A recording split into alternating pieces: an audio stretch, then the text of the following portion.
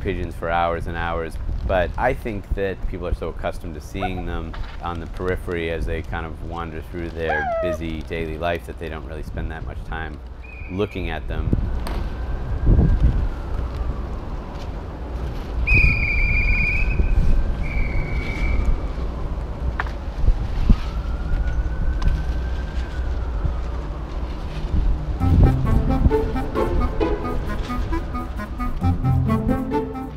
Difficult for me to say where this project began. My involvement with pigeons goes back over 2 decades.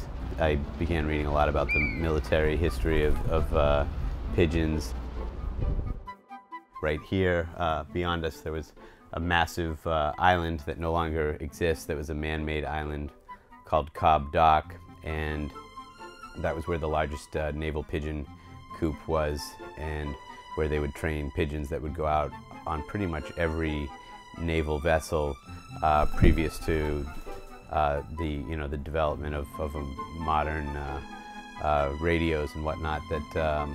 That would be really the only way that they could communicate back to shore.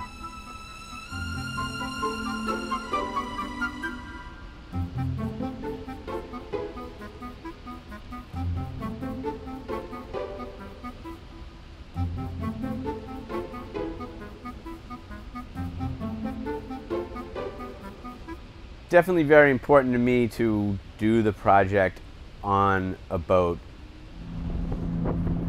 and then when we were given access to the Baylander, I mean, it couldn't have been a more perfect fit. It was basically a vessel designed for aircraft landing and taking off, and we were again using it for a different type of aircraft landing and taking off, at least different types of aviators. Yeah. The building of the coops happened extremely quickly, only because it needed to.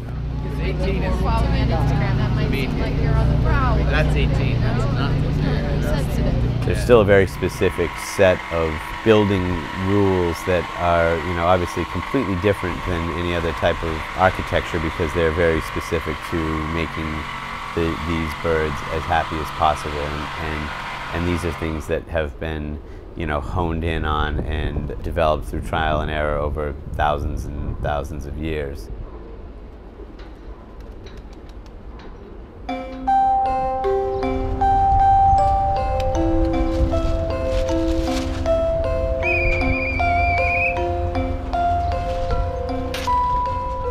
The training process is, pigeons are very, very, very smart, and they learn very quickly, and they definitely recognize who the person is that is, feeding them and caring for them, and so they respond very quickly to a variety of signals, visual and auditory signals and whatnot.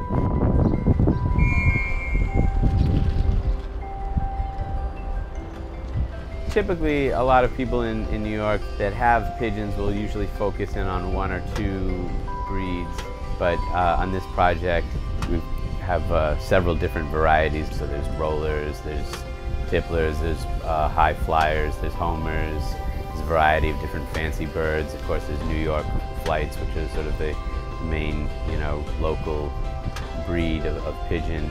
So there's Demosines and some Egyptian swifts. The list goes on and on. We have a lot of different types of birds on here.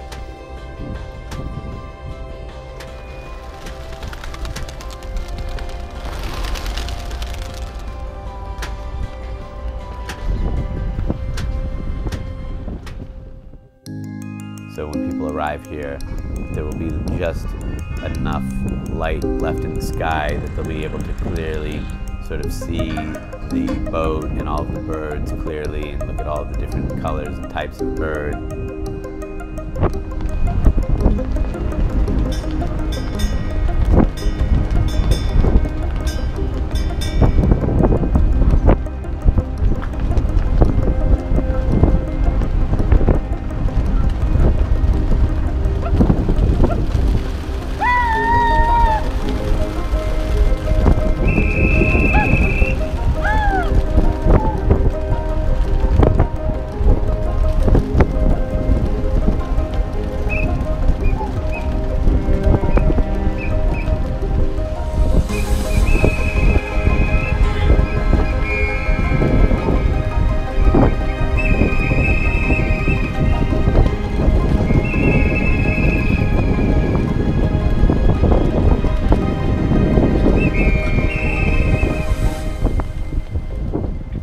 I think just opening a world to other people that they might not normally get to see is really kind of enough.